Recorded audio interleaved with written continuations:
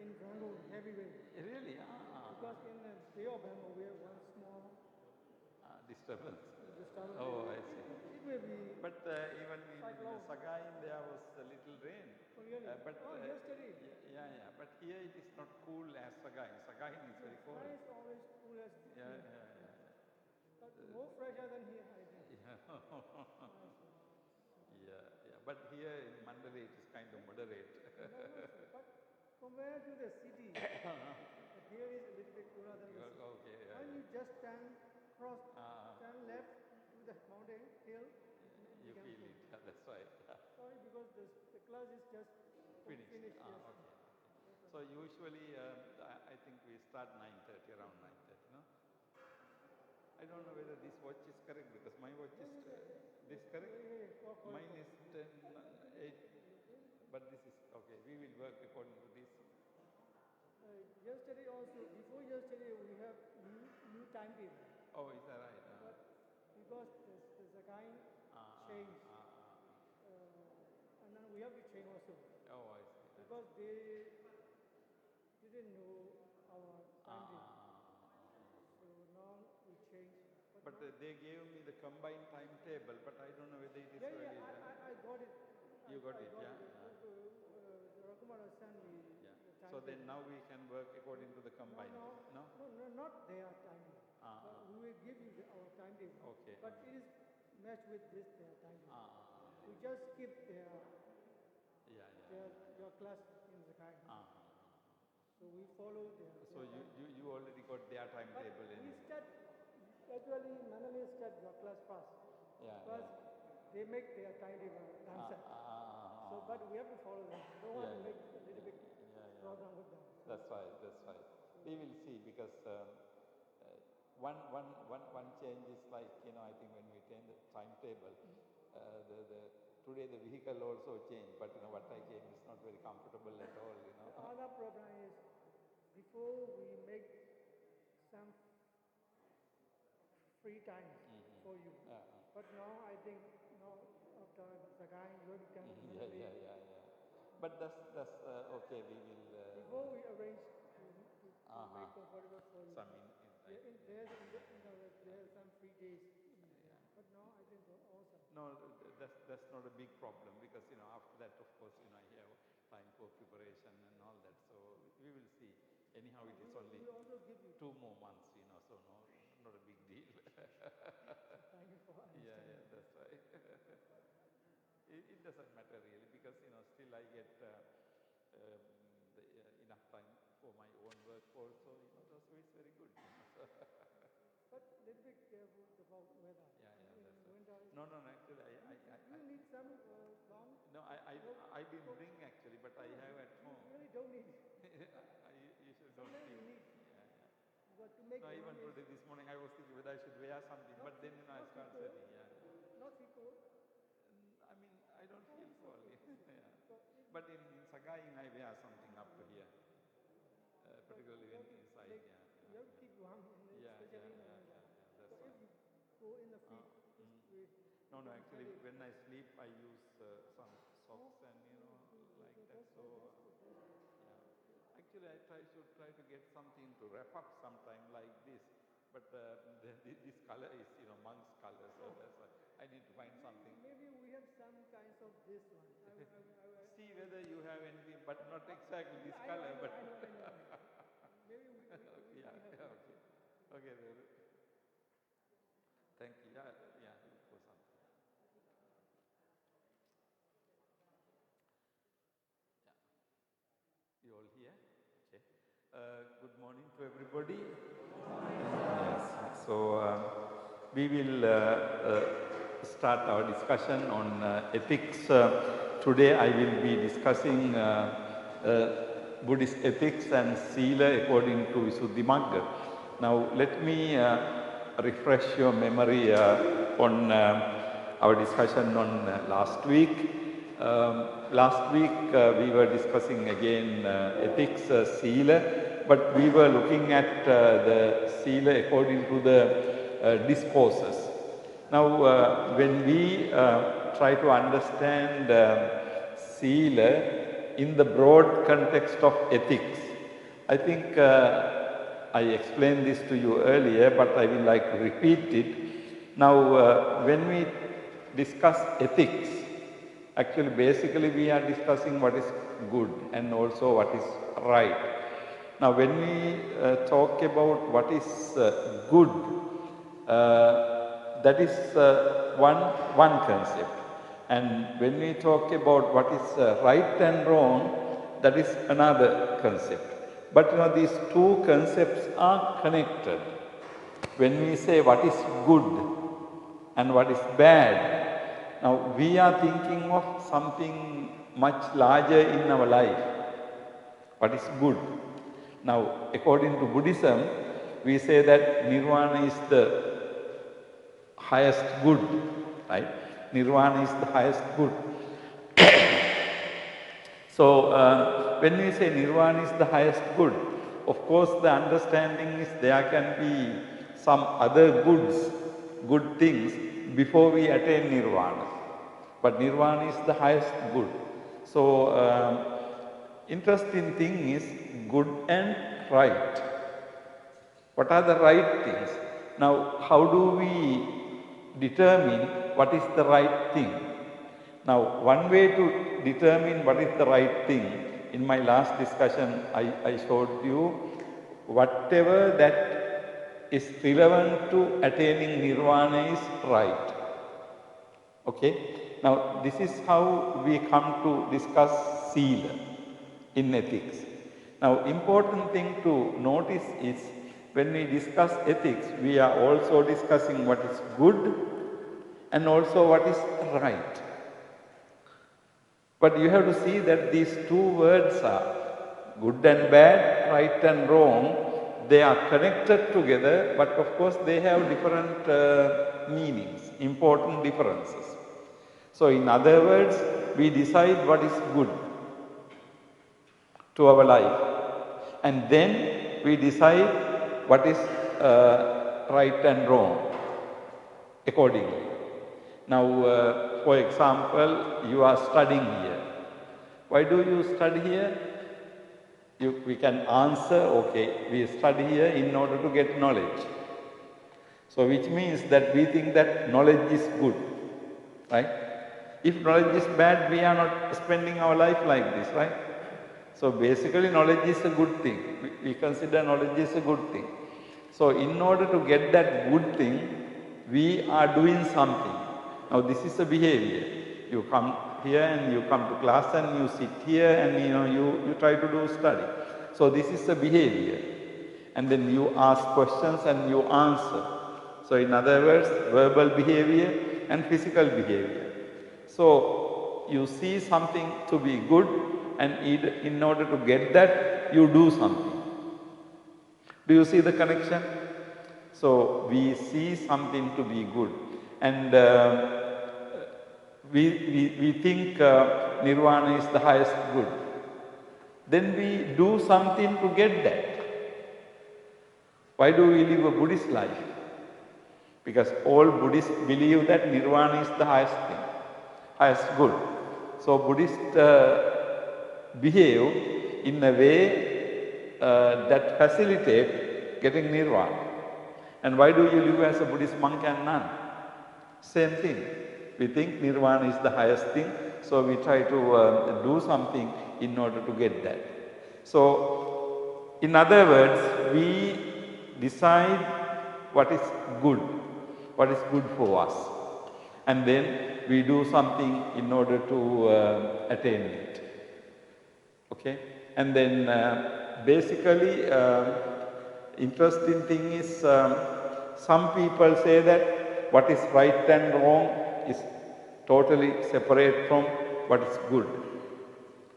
So right and wrong is one thing and good is something different. But about that we can debate. But in Buddhism there is a very strong aspect. What we consider to be good is ultimately we look at the goal, ultimate goal. Now when we were discussing religion, we discussed, you remember, goal. That's what we want to achieve, ultimate end. And then today in afternoon I will be discussing path. What do we do in order to achieve? So, this ethics and religion kind of go parallel here in our discussion. But anyhow, before going into Visuddhimagga discussion, I wanted to make clear these two concepts. What is good and what is right. Okay? So, we consider something to be good and then we can decide our behavior accordingly. However, if what we consider to be good is not really good, then right and wrong becomes a problem. Suppose you think that your ultimate good thing is to be rich. And then, what is the easiest way to get rich? You steal. Is that good? Is that right? No. Why it is not right? Although our goal is to get rich, we do something wrong. Because there is a problem with the goal. Actually, to be rich is not a bad goal. But of course, people can be rich by doing bad things. But to attain nirvana is a good thing because nirvana is a good thing. So you can't attain nirvana by doing wrong things. By doing things which are harmful to people. But getting rich is a different thing. If you want to get rich, you can steal and become rich. But then stealing things of other people is not good. So first I said to you, when we study ethics, actually we have to think about these problems. But first I said that we think what is right and wrong according to the goal. But nirvana is an ethically good goal. No lobha, no dosa, no moha. So nirvana is good. So in order to get that good thing, we do the naturally good behavior. So that is the right behavior. But we cannot conclude that every time we can decide what is right and wrong according to our goal. Because if your goal is a problematic goal,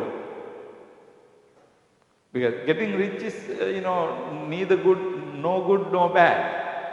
You can get rich by doing bad things and you can get rich by doing good things. In fact, you can get rich by doing bad things quickly.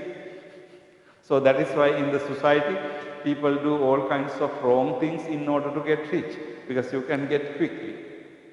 If you do good things and try to become rich, it can take long time. But sometimes, people do wrong things and, they become so rich. So you see, this is a problem here. So on the one hand, in Buddhism, we look at the goal and then we decide accordingly. Now when we look at the Vinaya, we can see that monastic Vinaya, you will see, I will discuss this matter in detail later. In the monastic Vinaya, you see that the monastic Vinaya is to attain this goal.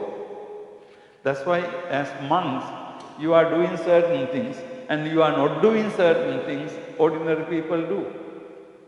Ordinary people do certain things and ordinary people don't do certain things.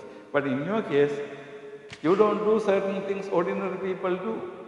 For ordinary people it is okay. But for you it is not okay. Why? Because you are trying to attain this goal fast, quickly. So this is a different way of life. So Sila, in my last discussion I explained to you, Sila is basically for Samadhi, and then Sila and Samadhi is for Panya. And Sila, Samadhi and Panya are for Jnana and Vimukti. You know, in Buddhism, there is a statement, Atthanga samannagato maggo, dasanga samannagato araha. The path has 8 aspects. That is what we call eightfold path. So Samma Ditti started from Samma Sankappa, Samma Vacha, Samma Kammanta, Ajiva Vayama Sati Samadhi, 8. With this 8, what you get is Samma Jnana, right? You get Samma Jnana. From Samma Jnana, what do you get? From Samma Jnana, what do you get? Come on. Samma Jnana. Dasanga Samannagato Araha. Araha is with 10 things. Don't say that you don't know it, okay? Okay, Samma Jnana, we get Samma Vimukti. Okay? So the path has 8 aspects, and then those 8 aspects leads to Samma Jnana, and then from Samma Jnana, it leads to Samma Vimukti. Is that clear now? So actually, when we talk about ethics, I'm just trying to make it clear to you. In last week's discussion, I discussed Sila. Again, I'm going to discuss Sila today. But then, that is one aspect of Sila. What is the right thing to do? But why do we do the right thing? In order to get the good. Okay? What is good is Nirvana. So, and then interestingly, we look at what is good and then we decide what is right. But you can't do that all the time. Particularly if you are aiming at a bad thing, then you can have the means or the way of doing it as the right thing. Okay? So, anyhow, try to understand what I am saying. If you have any questions, I can explain it again. But basically, the idea is you have what is good. And then, in order to realize that good, in order to attain that good, we have a certain type of behavior. And then, Sila, Samadhi, Panya. We are here talking about Sila. But of course, Samadhi and Panya, all these things are ultimately a means to an end. In ethics, ethical discussions, we talk about means, M-E-A-N, means, and then we talk about end, means and ends. End is the goal. End means here the goal, final thing you are trying to achieve. And the means is the method, the path, the way to achieve this end. Okay? Now, if you take, we can take eightfold path. Okay, 8. And then we have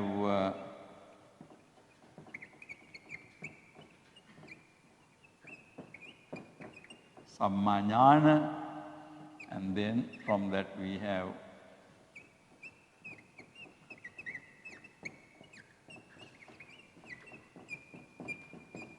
Samma Vimukti. So, this 8 leads to knowledge, and then knowledge leads to liberation. Okay? Now you see, if you look at means and ends, this eightfold path is a means to get knowledge. So knowledge is an end. But knowledge is not the ultimate end, because beyond knowledge there is something more than that. Beyond knowledge, Vimukti. And then beyond Vimukti, no, nothing, because Vimukti is the liberation. Vimukti is what we ultimately expect. And then Nirvana is the ultimate happiness. Nibbana Paramang Sukham. All human beings, all beings in the world try to be happy. That is the end. Four Noble Truths, dukkha is the problem. So if the dukkha is the problem, happiness is what we achieve. So the highest happiness is Nirvana, you see. So the means, we have eightfold path, and then from eightfold path we have Jnana, and then from Jnana we have Vimukti. So here you see ultimately the end is Vimukti. So this is the end. This is what we try to achieve. So in ethics, in fact, this statement, if I remember correct, this comes in the Dasuttara Sutta, Dasutro Mahachattari Isaka in Majjhima Nikaya, I'm not sure, but we will have to look at both and see. But do some homework. Read both Dasutra and Mahachattari Isaka. Attanga Samannagato Maggo, the path is 8. Dasanga Samannagato Araha, when a person becomes an Arahant, he has 10. Okay? So, when a person attains this, we call him Araha, Arahant. Okay? Araha. So, Araha has 10, 8, 9, 10. So, with all these 10, one becomes an Araha. With 8, we get Jnana. And then from Jnana, we get, this is something very interesting. When we talk about ethics in Buddhism, it is not simple sila. It's a combination of everything. And I'm sure you know this statement.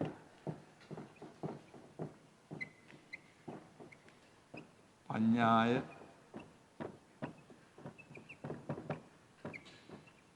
Disva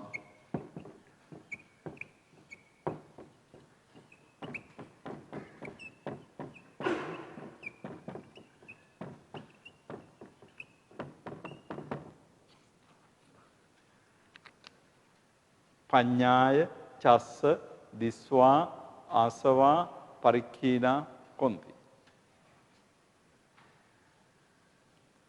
You are familiar, right? What is the meaning of this? Paññāya Chassa Disva. Chassa means cha assa.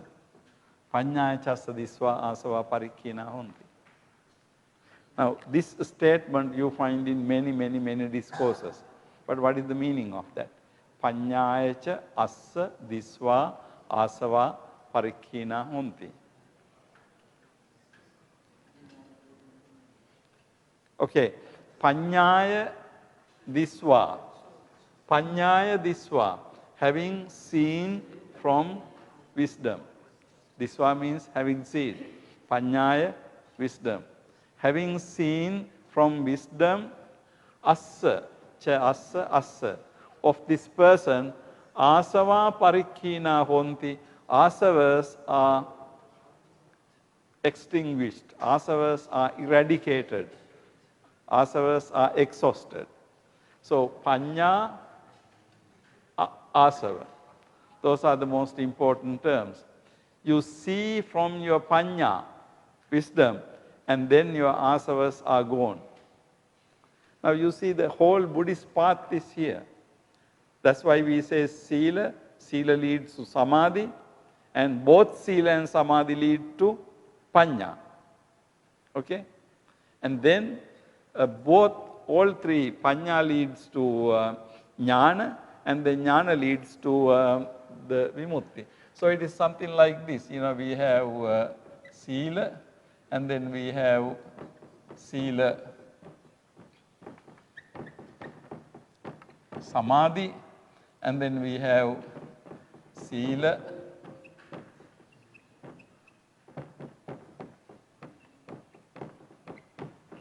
samadhi paññā, okay, and then we have sila samadhi sila samadhi paññā plus leads to jnana, and then we have jnana leading to vimutti, okay. Sila, sila plus samadhi plus paññā, sila plus samadhi plus paññā plus jnana, nirvana. Now, when we discuss Buddhist ethics, actually we are discussing this whole thing, okay, not only sila. Ultimately includes vimutti. Vimutti means nibbana. Why nibbana? That is the goal. That is the highest good. That is the most happy state. So we try to achieve that state. So this is just the connection, okay? I mean, we are talking about here sila very much. But of course, sila and samadhi, you can't separate. And then Sila, Samadhi and Panya, all three together, you cannot separate. And then Sila, Samadhi, Panya together leads to Jnana, number 9 here. And then ultimately, all three lead to Vimutti. So here we have 8, 9, and then we have 10. So this is what is called Dasanga Samannagato Araha. Araha has 10 aspects. Dasanga Samannagato Araha. So your asavas are exhausted, having seen through wisdom, and then what happens is you become liberated, you become free. You know, this is the whole thing, okay? So this is, now we will get back to this. In Buddhist ethics, we are discussing Sila according to the Visuddhimagga. So in my last week discussion, I showed you how Sila is, the connected, to Sila, Samadhi, Panya, and this aspect. Why I am discussing Sila according to Visuddhimagga is, I'm sure all of you are familiar with this aspect of Visuddhimagga, but the Visuddhimagga discussion on Sila is, somewhat different from the discourses, okay? And then also it has certain interesting aspects for us to think. We will look at basically Sila according to Visuddhimagga. In the Visuddhimagga, Sila is treated under the following headings. Now, Visuddhimagga is a book, a treatise written combining and collecting all the Dhamma together. So it is a very systematic work. So in the chapter on Sila, Venerable Buddhaghosa gives these basic questions. And then Sila is discussed according to this scheme. This is something like you read the book and then in the book you have chapters. Chapter 1, chapter 2, chapter 3 and so on. So Visuddhimagga is something like, Visuddhimagga has, as you know, 7 chapters. Sila Visuddhi, Chitta Visuddhi, Ditta Visuddhi, and in the Visuddhi.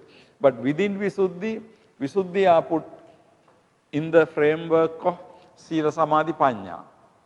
So if you take the whole Visuddhimagga, it has, the structure is Satta Visuddhi, 7 purifications.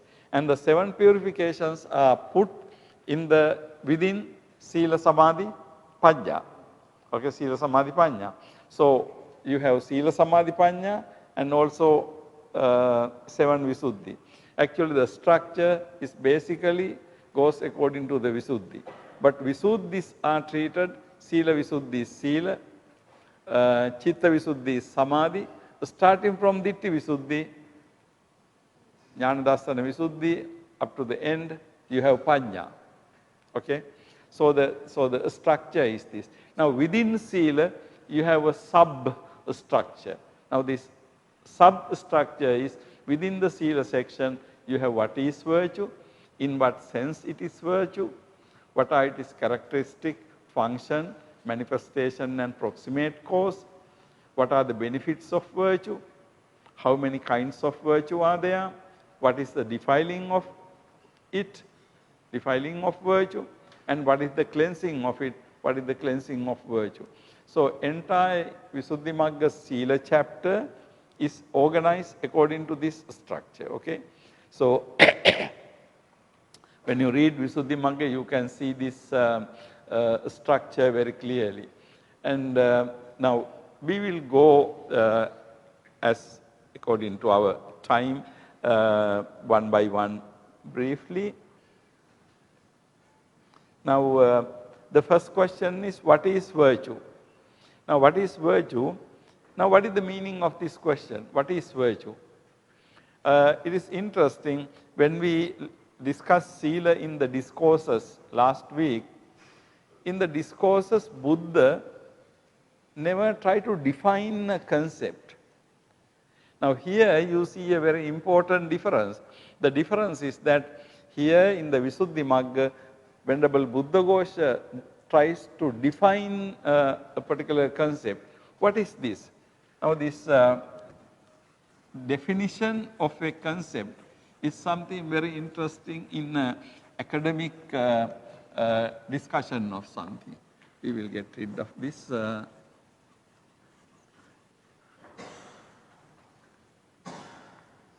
Okay.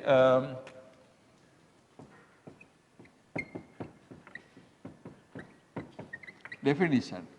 Definition means you define something. Now, what is definition? What is defining something?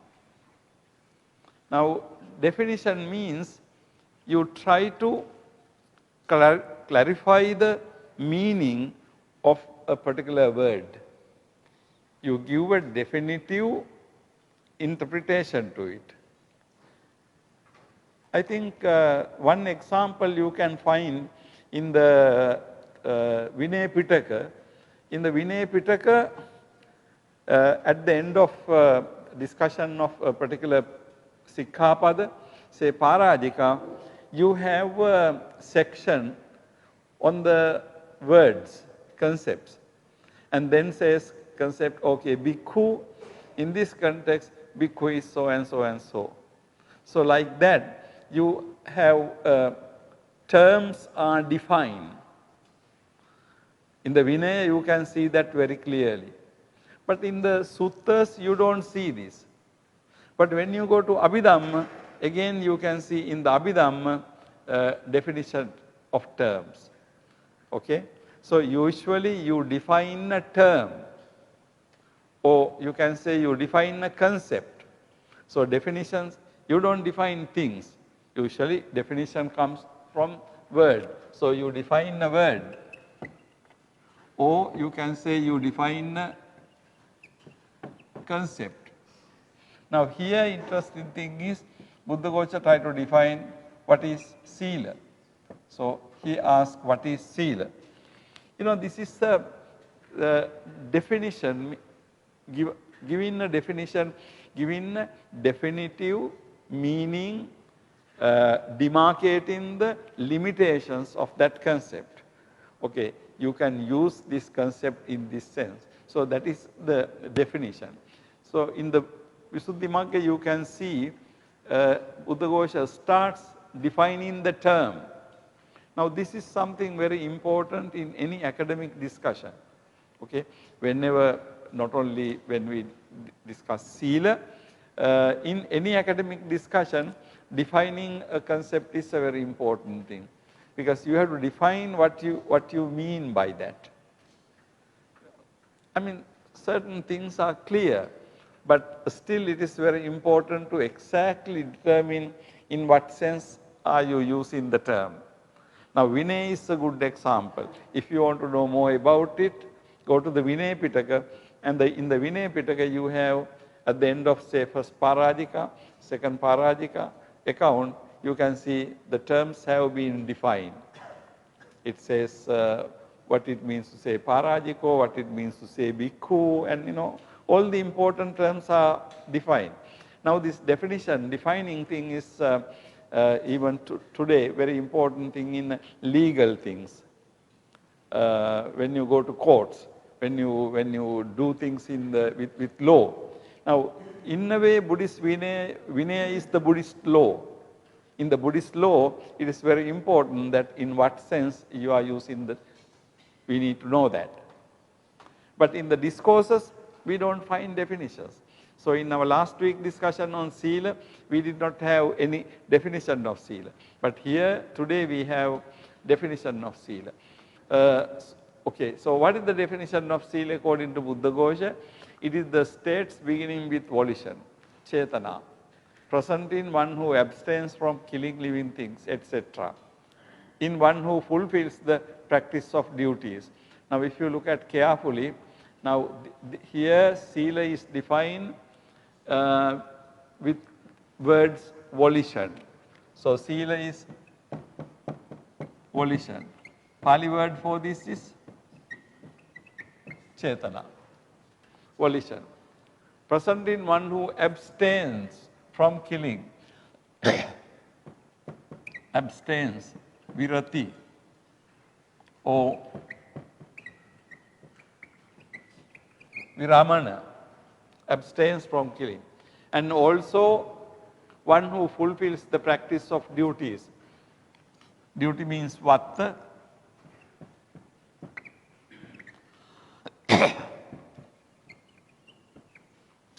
Purentassa, pureti.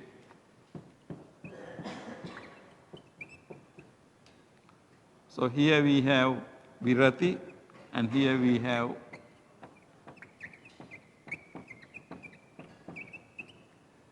samadhana. Now when you look at this definition, Sila has been defined as, it is the states beginning with volition. Chetanadeo Dhamma, state means Dhamma.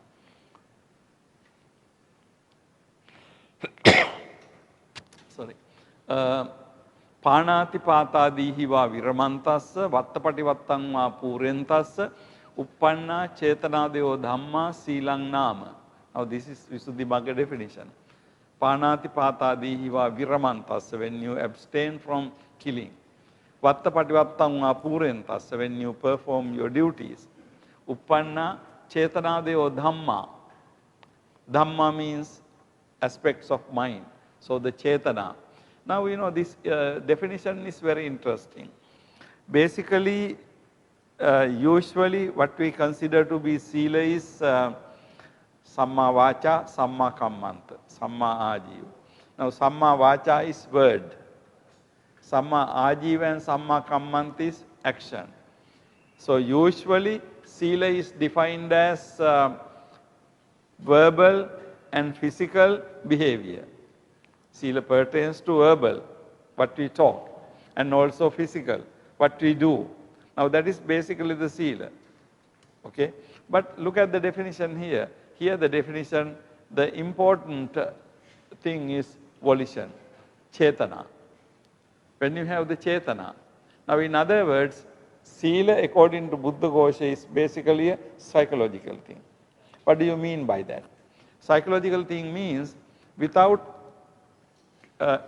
connection with your mind, without thinking, without volition, you can't do anything, right? Now, karma has been defined as chetana ahang bhikkave kammang vadami. Kamma is chetana. Chetana is volition. Because if you don't have chetana, there is no karma, right? You have to have chetana to do that particular thing. Now I pass you and my hand touches you, but I don't have intention to hit you. But I can intentionally hit you, or accidentally without intention, my hand can touch your body. But the two are, in the second thing, if I did not have an intention, then I have not done anything wrong. So the chetana. Now here the interesting thing is, although sila is generally understood as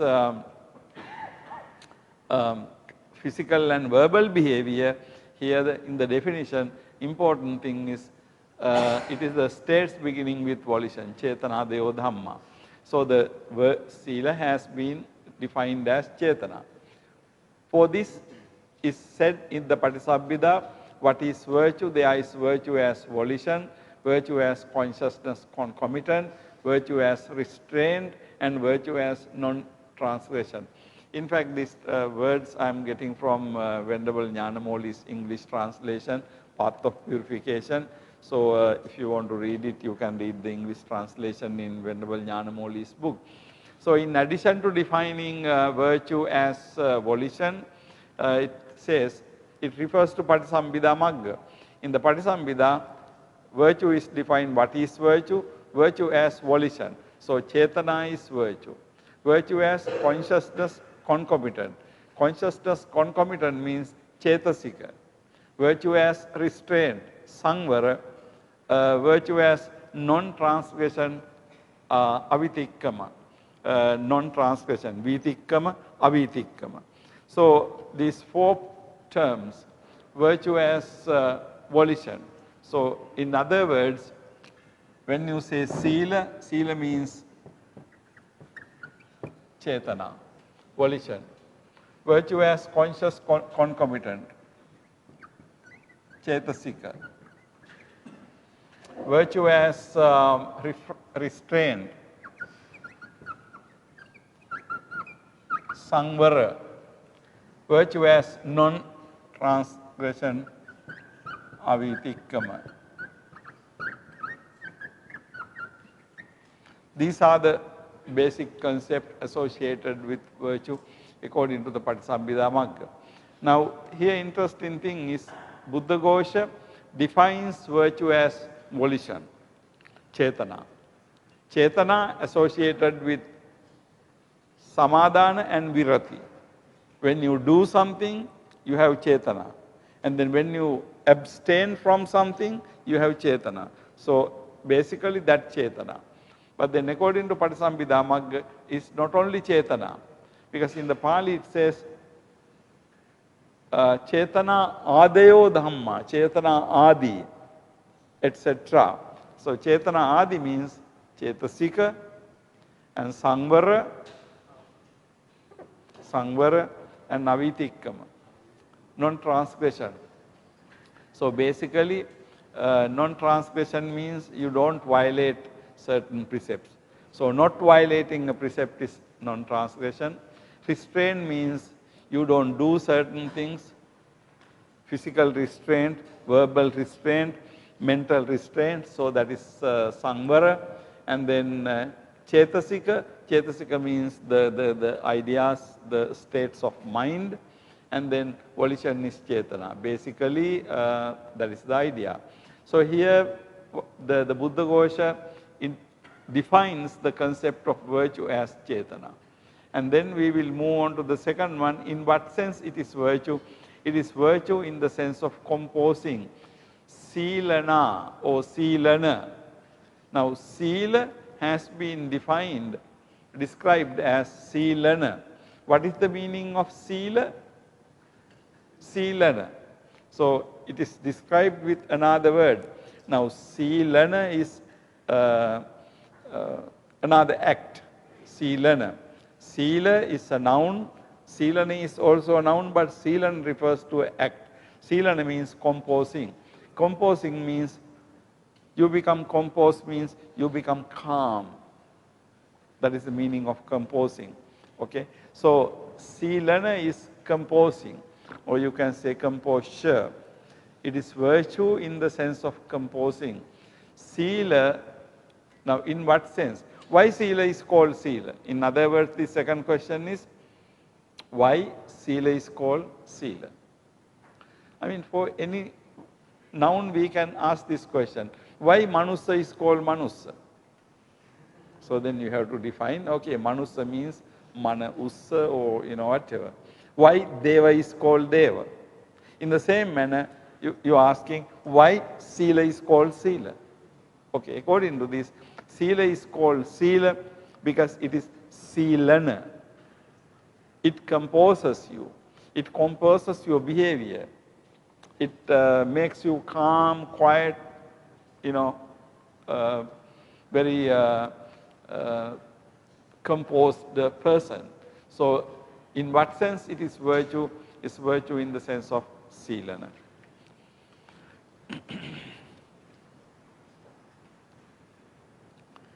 What are its characteristics, function, manifestation, and proximate cause?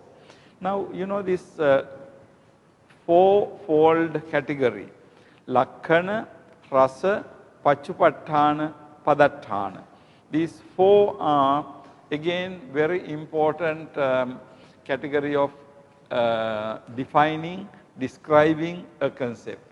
Actually, this fourfold scheme, it seems that was first used by the Buddhaghosa.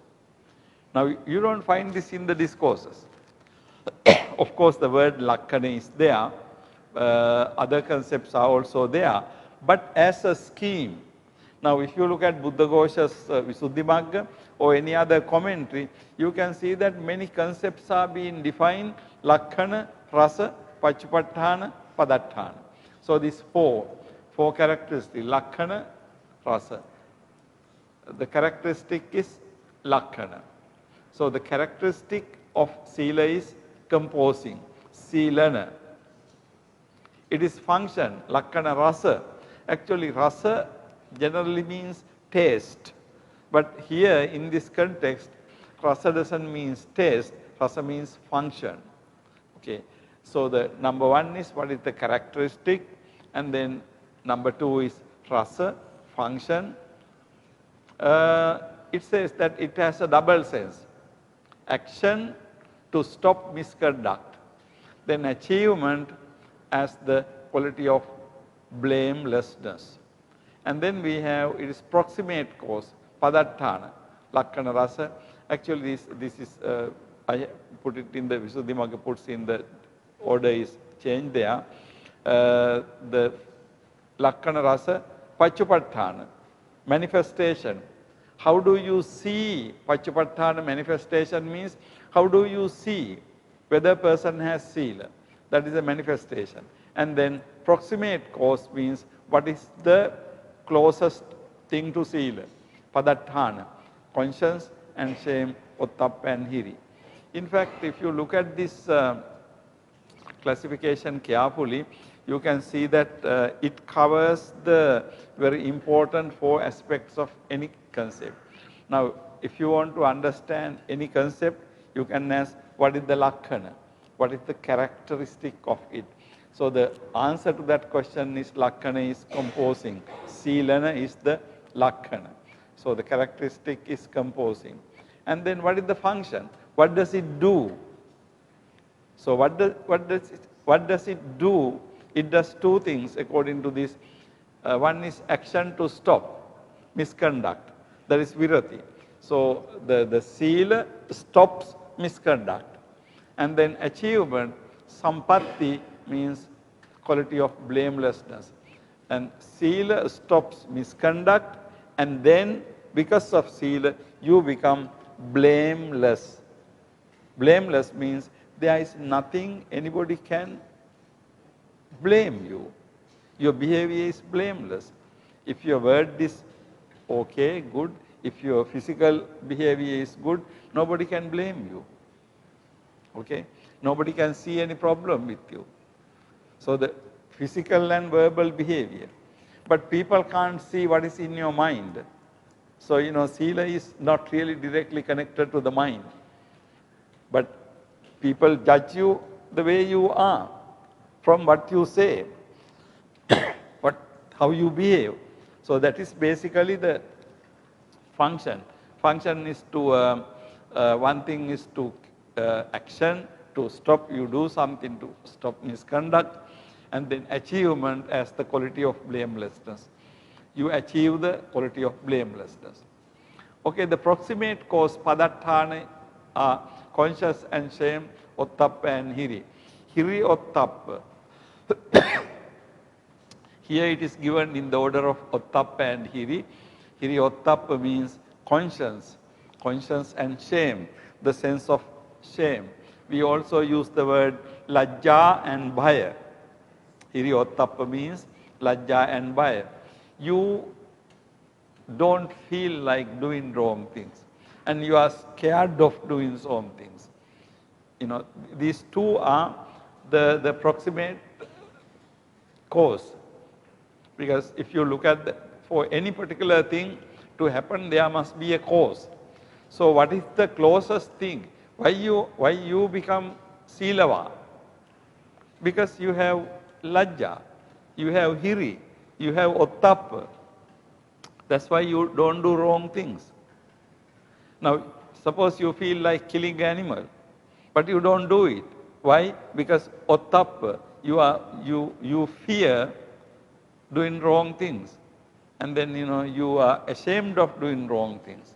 So, Hiri and Ottappa are the proximate cause. Proximate cause means there can be many causes, but the most immediate cause of Sila is Hiri and Ottappa.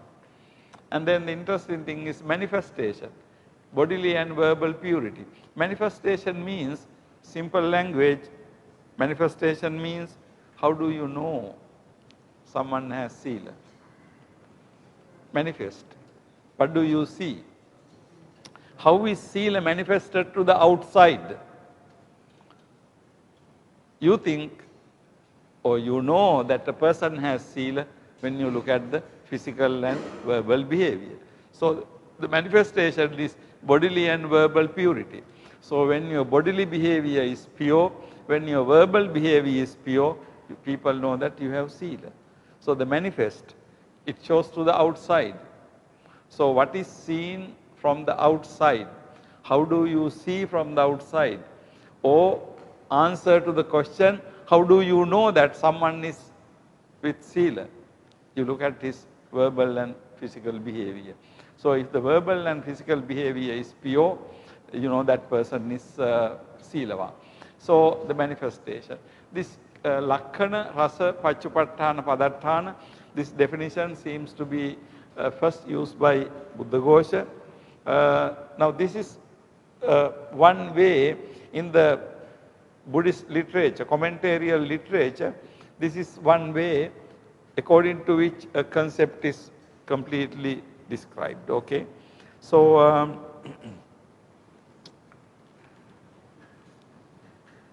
what are the benefits of virtue? Non-remorse and many others. Non-remorse, remorse means you are regretting your behavior. Non-remorse means a virtuous person doesn't have anything to be remorseful. He is not regretting his behavior. Because if your behavior is good, then there is nothing for you to be regretful. It's something like this. Suppose you say something bad to somebody, then you feel bad about it. But if you didn't say something bad to somebody, then you don't feel bad. You are not remorseful. Suppose you did something wrong, then you feel bad about it. You are remorseful. But if you didn't do anything wrong, then you don't feel remorseful. You are perfectly okay. It's like this, you know, you go to a place, you meet with some group of people and spend 1 or 2 hours with them and come back. And then you think about how you did and how you said, and you find that perfectly okay. So you are satisfied about yourself. But if you did something wrong, if you said the wrong word, then you are remorseful. Okay? So what is the benefit of virtue? Basically, you are not remorseful. You are not regretting. And there are many others. Then we have a very important thing. How many kinds of virtue are there? How many kinds of virtue? How many types? How many kinds of virtue? In fact, I did not include answer to that question because, you know, that is a very, very long answer in the Visuddhimagga.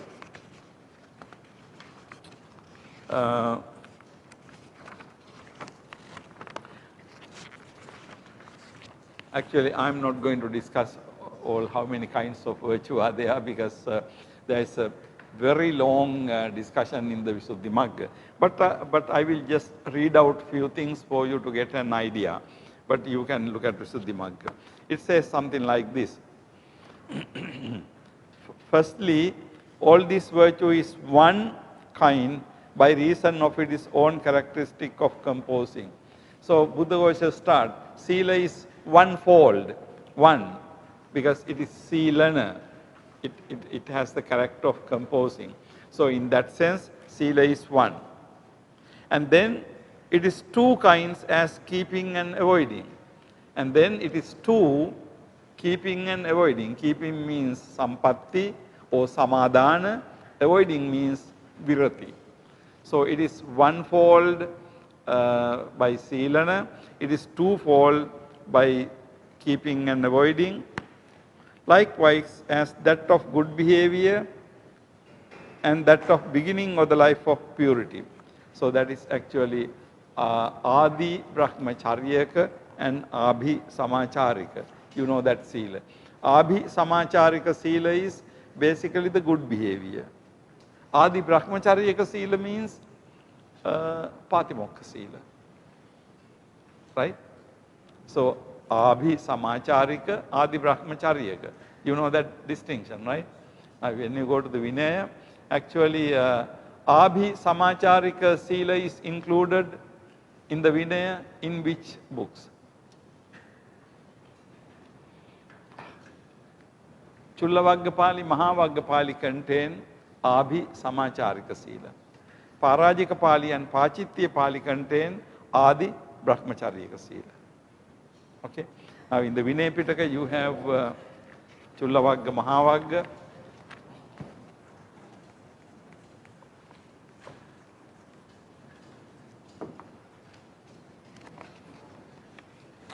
So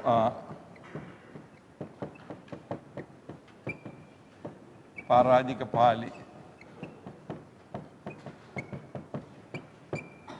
Pachitya Pali, these two is what is called Adi Brahma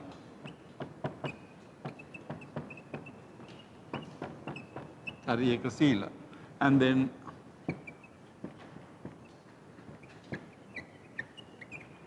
Chullavagga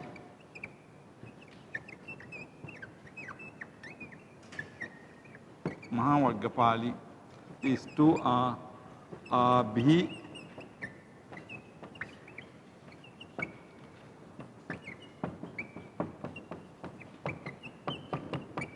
Samacharika Sila.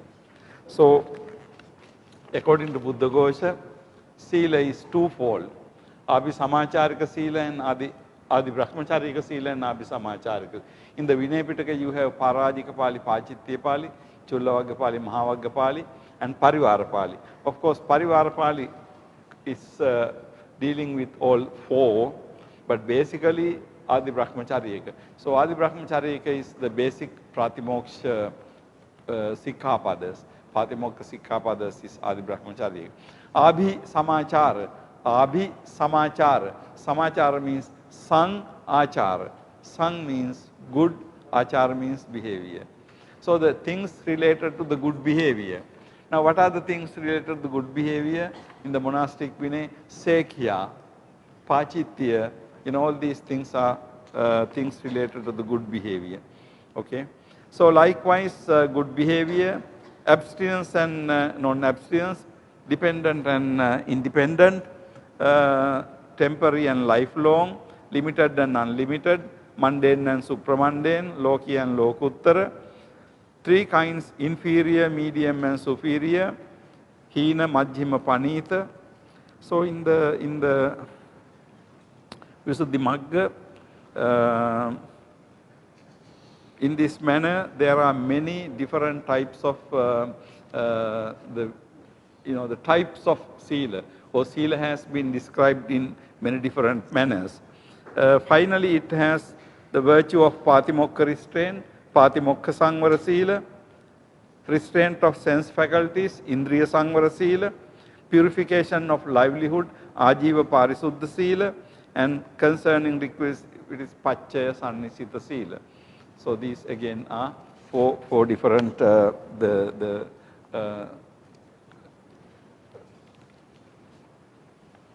types of sila described in now one thing very important when you look at Visuddhimagga account of sila is that Visuddhimagga account is basically related to the Buddhist monastic tradition.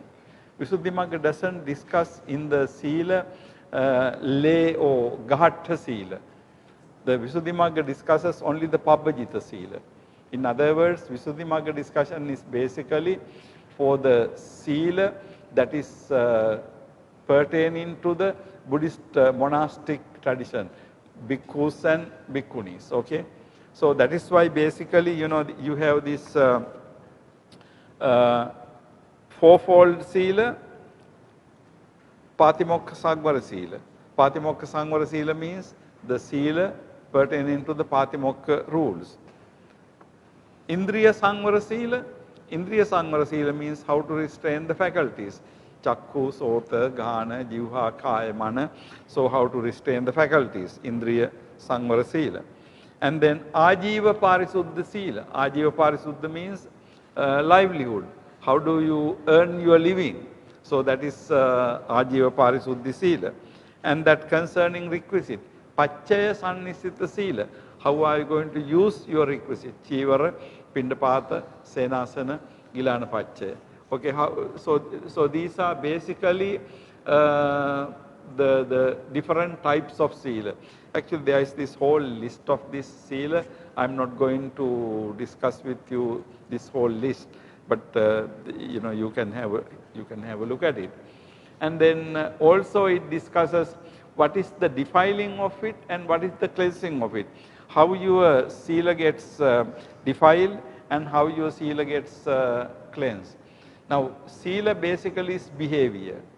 So, if your behavior becomes polluted with you know, wrong things, then say for example, if the monastic behavior, if your sila is not really well preserved, precepts, I mean sikkhapadas are violated, then it becomes defiled. It becomes impure, right? So the behavior can be impure. There can be a situation like, you know, you observe the Pratimoksha Sila, but you know, you do wrong things when you try to get, you know, receive your requisites. Maybe you get attached to families so much, you know, things like that. So there can be many ways of defiling the Sila. And also, what is the cleansing of it? How do you purify your sila? Actually, you purify according to Visuddhimagga your sila by observing all the precepts in the proper manner, then you purify your sila. In other words, it's like this. Verbal and physical behavior, certain aspects can be good and certain aspects can be bad. So any ordinary person's morality, sila, cannot be 100% good. So in some sense you are good, but in other sense, you know, your behavior can be bad. So what it ultimately means is, ultimately you really have to be, you know, perfect in your sila. But perfect sila belongs to the Arahant, right? Any person before that is, you know, the not completely, you know, the completely, you know, the good, or you know, nobody is perfect in that sense. Okay, basically what I wanted to show you in this discussion is how the sila according to the Visuddhimagga. Now, sila according to Visuddhimagga, you can see it is the way it has been treated is very different. Different in the sense it has been dealt with in a methodical manner, starting from defining and then ultimately capturing the entirety of the monastic life. Now, when we look at the sila, in general in Buddhism, sila is not only the monastic sila. Sila is also lay, householder sila, Gahatta sila and Pabbajita sila. Now, in the Visuddhimagga, an important character is Visuddhimagga doesn't deal with lay people. Actually, Visuddhimagga is not meant for lay people. We know that the Visuddhi purification is common to both monastic and lay people. But if you take Visuddhimagga as a work, Visuddhimagga is not dealing with lay people. So what is really relevant in the Visuddhimagga, particularly when you look at the sila in the Visuddhimagga, you can see that Visuddhimagga doesn't deal with lay people's sila. It is basically the monastic sila. However, although Visuddhimagga does not discuss the lay sila here, when we look at the ordinary lay people's society, we know that lay people have Pancha Sila, 5 precepts. And then some higher precepts lay people observe when on the full moon day or certain religious days, or during certain particular seasons lay people observe.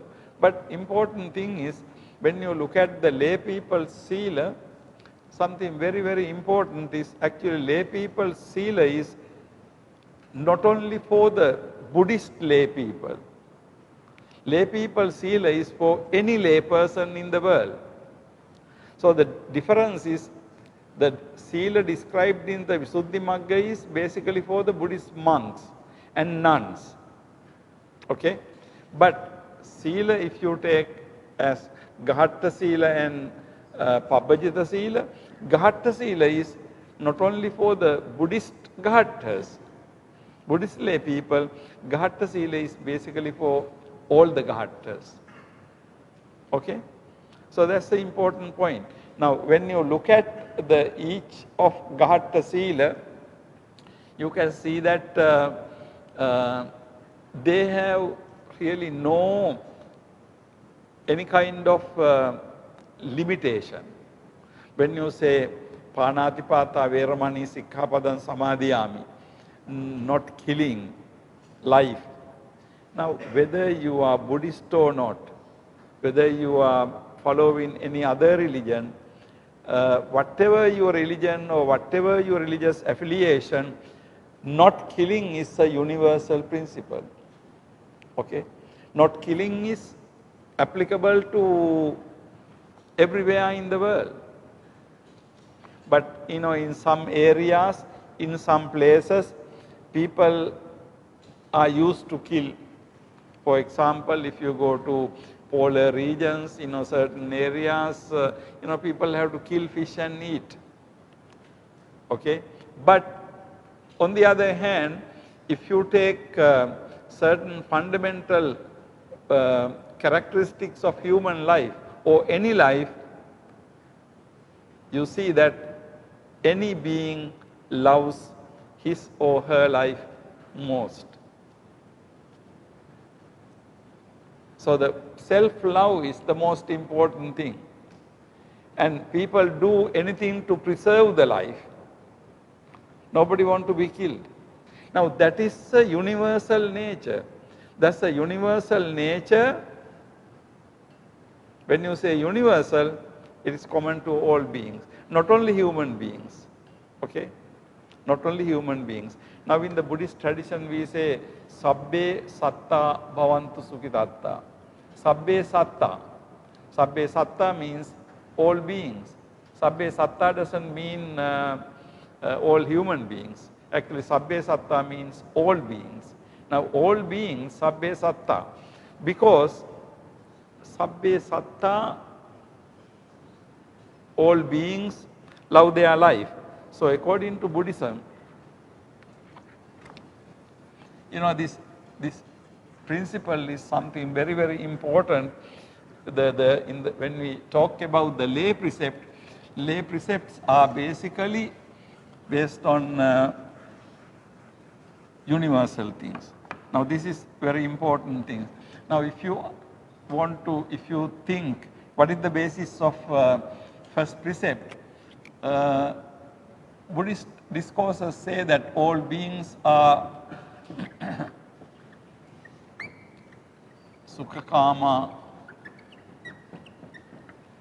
Dukkha,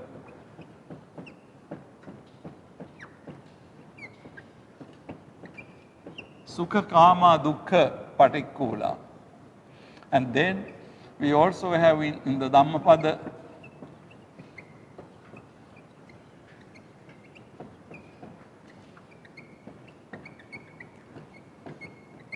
Sabbeta Santi Dandasa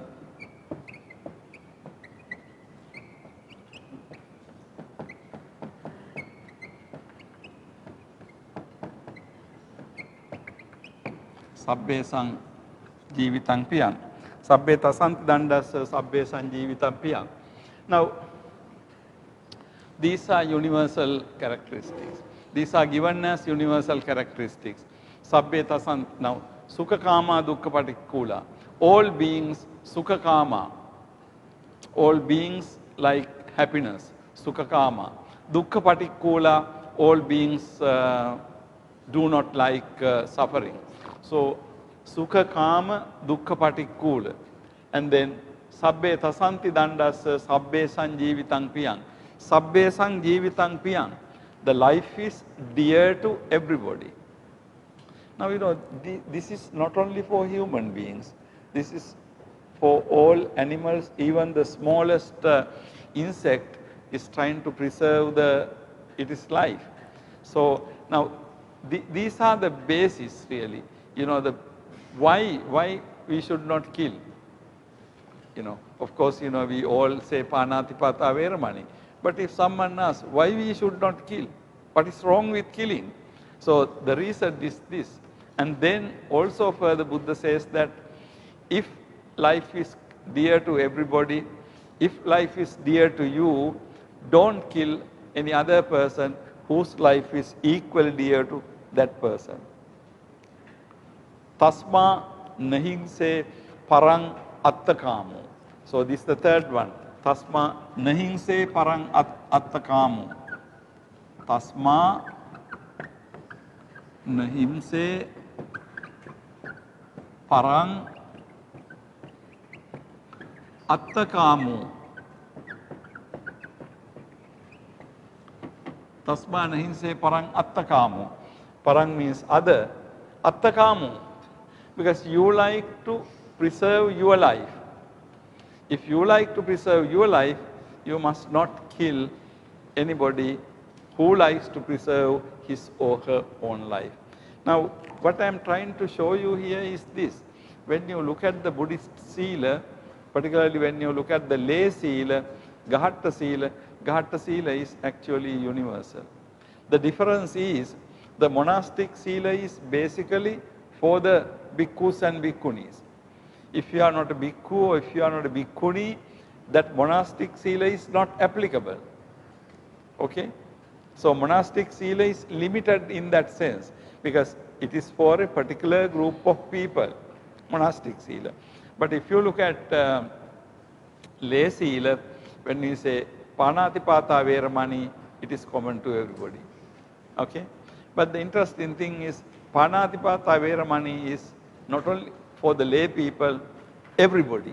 Now when we say it is for everybody, it also includes bhikkhus and bhikkhunis. Right? Because if the sila is for everybody, then everybody includes bhikkhus and bhikkhunis.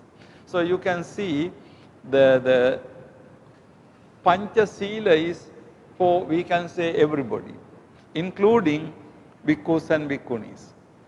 Right? But bhikkhus and bhikkhunis has certain other sila in addition to Pancha Sila. But of course, we know that when it comes to third precept, for the lay people, it is Kamesu Michachara Veramani. For the monastic society, it is Abrahmacharya Veramani. So there is a difference, distinction there. But apart from that, the 5 precepts are common to everybody. Because 5 precepts try to capture the universal things which are common to entire human society, entire society. So the first precept, do not kill, is something universal. Now look at the second. Second is adinadana. You don't take what is not given to you. You don't take what does not properly belong to you. Now that again is universal. Nobody likes to lose their things, right? Nobody. Everybody likes their things. Nobody wants to lose it. So you don't like if somebody steal your things. So Buddha says, in that sense, don't steal other people's things. So again, you can see the criterion is if you don't like it, if you don't want others to do it to you, you don't do it to others. Right? You don't want others to do it to you, that you don't do to others. The stealing is something like that. So everybody likes one's own property. Everybody wants to protect one's own property. If that is the case, nobody wants to lose anything. So, you know. And then Abrahmacharya and Kamesu Michachara, there is a distinction. Abrahmacharya means you completely refrain from sexual life. Kamesu Vichachara means you refrain from wrong behavior. So which indicates that right behavior is okay for the lay people. You know, that's the distinction. Then you take again Musavada. Now again Musavada, telling untruth or telling lies. is again very important. We can consider to be a universal principle, because again, nobody wants to tell lies. But people tell lies depending on situations, to get things done and, for various reasons. But telling lies is, not a good thing. So telling truth is the right thing. Okay, so you can see killing, stealing, telling lies. These three things. And then fifth one, Suramere, Manchapama, Dattana, Veramani, intoxicating. Now intoxicating is actually not like killing. There is a distinction between intoxicating drinks or whatever and killing or stealing or telling lies. Now simple taking intoxicating drinks, you can say that it is not really something like papa, like killing. But then why it is included? Actually it is included because when you are intoxicated, you can do killing, you can do stealing, you can do sexual misconduct, and you can tell lies. So the intoxication causes doing all the other wrong things, okay? Now that is why intoxication is wrong. Otherwise, somebody can say, if you take a drink and you go and sleep, so what is wrong with that? Don't do that. But what I am saying is, it is not like killing a person. It's not like killing a person. But we know that it is wrong thing because it can be the cause of all the other wrong things. Okay, that is why. So now if you take these 5 precepts, you can see that the householders' precepts are basically for all lay people. It is universal. Now this shows a very interesting and important aspect of Buddhist Sila. Actually my discussion on Sila, I am going to conclude with this discussion. So basically Sila is the idea that your behavior, as I said at the beginning, you shape your behavior according to your ultimate goal. Now particularly for the Buddhist monks, why do you live this kind of life? Because you have the ultimate goal to achieve. That goal is nirvana. So your life is in accordance with that goal. You don't do anything that goes against that life. But then what about the Buddhist layman's behavior? Buddhist layman's behavior is also in accordance with the nirvanic goal. But the difference is Buddhist layman is following the path much slower manner than a monk or nun is following the path. Okay? Now that is the difference, but the path is the same. However, when you take the 5 precepts are for the Buddhist layman, but also not only for the Buddhist layman, 5 precepts are any person in the world. So by observing 5 precepts, you don't become a Buddhist actually. By observing 5 precepts, you become a good person, but you don't become a Buddhist. In order to become a Buddhist, you have to take refuge in the Buddha, Dhamma and the Sangha. But 5 precepts, you don't need to take refuge in the Buddha, Dhamma, Sangha in order to preserve 5 precepts. Okay? So if you look at carefully, all the religions in the world in different languages talk about the 5 precepts. In somewhat different languages, but they talk about 5 precepts. So in that sense, the Sila, we have a universal aspect. And also in the Sila, we have a particular, what is called Buddhist aspect. What I mean by this is this: there is some Sila you observe in order to attain the Buddhist goal, nirvana. But say for example, suppose all of you want to go to heaven, then you don't have to be living a Buddhist monk life. Okay? Because ordinary people can go to heaven by giving dana and things like that. But the Buddhist monastic life is basically to that other higher goal. Okay? So that is how it can be justified. So what I am trying to tell you is this: when you talk about Buddhist morality, Buddhist sila, or Buddhist ethics at one level has the universal aspect. And then another level, Buddhist ethic has a particular Buddhist goal-orientedness, that you are behaving in order to achieve a goal. So we use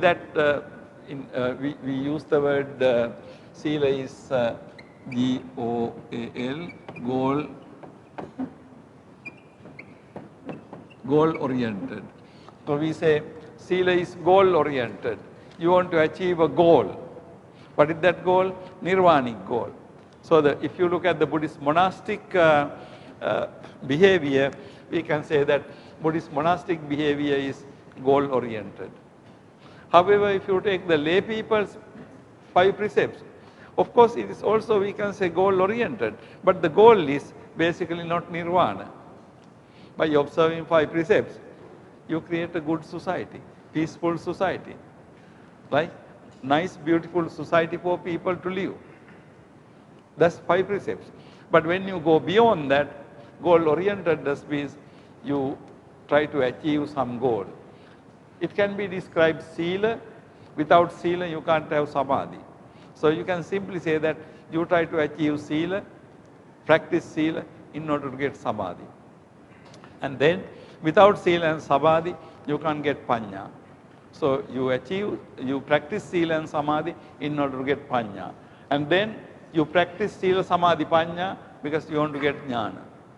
You get jnana because you want to get vimutti. So you can see goal-orientedness. Sila is directed toward a particular goal. Okay. And then 5 precepts, general society, peaceful society. So these are the two important aspects of Buddhist monastic Vinaya and also the lay people's society. To wind up, in last week discussion and this week discussion, I discussed with you sila. Sila is morality, sila is virtue, sila can be translated as virtue. Actually in the Venerable Jnanamoli's translation, sila is translated as virtue. Also sila is morality. Also we can use the word ethics. So in English language, ethics, morality, virtue, all these terms we can refer to sila. Okay? Because ultimately sila refers to good behavior, therefore that's why it is moral behavior. Okay, from sila we will move on to now sila is what is right. But then we will move on to the concept of what is good, according to what is good. And then what are the criteria of goodness? What are the criteria of rightness? Okay, that discussion we will be conducting, we will be going to next week. So I will be winding up today's discussion with these remarks. Do you have any questions or any comments or anything that you want to discuss? Yes. Okay, go ahead, sir. Question. You say there are 4 characteristics of sila. In the 4 characteristics of sila, I see the manifestation of sila show just only bodily purity and other purity. Yeah. But this does not show mental purity. Mental purity, yeah. So your question is how bodily and verbal purity is connected to mental purity? Yeah. Reverend, that's it's a good question. Actually, sila is defined basically as external behavior.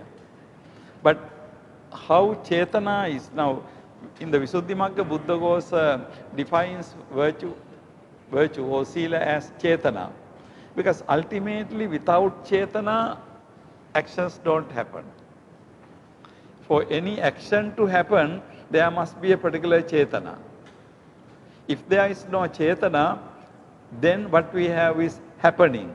Actually we can have 2 things. We can have actions, and then there are what is called happenings. Now the distinction is, we call something to be action when there is chetana. But happening is, things happen accidentally. Nobody is responsible. Wind blows and then the windows get slammed. Nobody is doing those things. So those are happenings, but these are actions. Now verbal and physical things become actions only when there is chetana. So in that sense, without chetana, we can say there is no sila. However, when we look at the behavior, sila basically is concerned about what we outside see, manifestation. Sila cannot say much about your thought. When you are sitting like this, very calm and quiet, we can say you have sila. But what is going on in your mind may be very bad, but nobody knows it. So sila can be decided only on behavior. Now that is why sila is concerned about behavior. Now, of course, behavior ultimately depends on the chetana. But if you don't behave, now for example, I like to say a lie. But if you don't say a lie, you are not a liar. But in your mind, you want to say a lie. In your mind, you want to kill somebody. But if you don't kill it, then you have not violated. So the mind and at one level, mind and behavior are separated. Sila is that level. But ultimately, for something to be sila, mind has to come in. In other words, we can say without mind's association, something doesn't become a sila.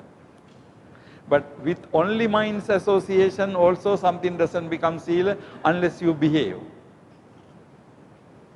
I mean, you have to do, you have to say, you have to do, then only sila comes. So how to explain the connection? At one level, without chetana, nothing is an action. But only with chetana, if you did not do, if you did not have action, then it is not complete. So that is why sila is concerned what is outside. Now, like you take monastic vinay, parajika or anything, like you have to do it. Otherwise you are not guilty of anything. You feel like stealing, but you don't steal, then you are not parajika. But in your mind, because it's very difficult to control our mind. We get ideas in our mind. So how can you do anything? So the mind is a different thing. So anyhow, my answer to your question is, without chetana, behavior doesn't become sila. But only with chetana, also behavior is not sila. You have to really behave, okay? So the connection goes in both ways. Okay. Hope I answered your question, but any other question? Yes, sir. Without sila, we cannot get money. Without money, we cannot get money. Is what is money? But money is khanika. You mean samadhi? Are you referring to samadhi? Yes. Okay. We need money. We want to be khanika. You mean khanika means instantaneous, right? What is the other one? Khanika or jhana. Actually, Reverend, yeah, thank you. This samadhi and jhana, they are connected, but there is a difference. Now, when you say jhana, patama, dutiya, tatiya, chatutta, jhana means particular states. You are in the jhana. You are in the first jhana, second jhana, third or fourth jhana, within a limited period. But samadhi means not like that. Samadhi means something you have constantly. Okay? Although it is said Khanika Samadhi, Samadhi means basically the distinction between Samadhi and Jhana. Jhana, you enter into a Jhana, from 10:15 to 10:30 you are in the Jhana. But in order to enter Jhana, you have to have Samadhi. You see the difference? So Jhana is a particular state where you enter and then you come out. You come out from Jhana. But even though you come out from Jhana, your Samadhi is there. So Venerable, from Sila you achieve the Samadhi. Samadhi means Kusala, Chitta, Ekaggata, Samadhi. Samadhi is the Ekaggata of Kusala Chitta. So with that you can attain Jhana. That's the difference. Now when you say Khanika Samadhi, I mean that concept is there, but that means for a moment you become concentrated. Khanika Samadhi.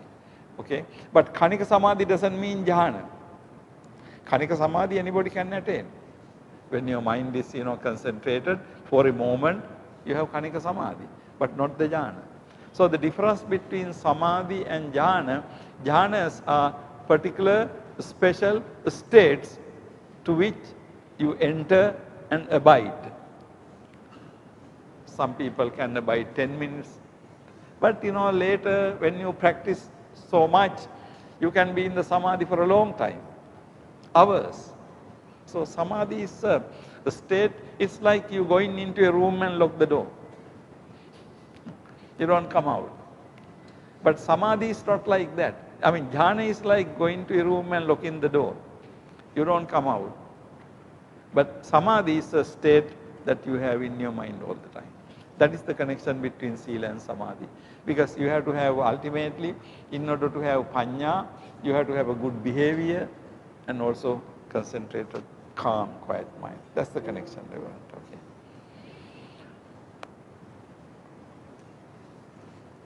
Okay, maybe time is 11, so we will wind up for discussion for today. And in the afternoon session, we will be discussing world religions. So thank you very much.